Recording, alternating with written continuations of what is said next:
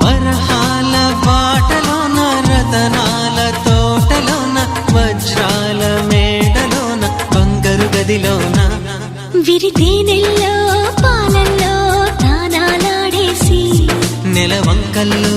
వెన్నెల్లే పూంచేసి నలుదిక్కుల్లో చుక్కల్ని చిలకలు చుట్టేసి చిలకే కొరికి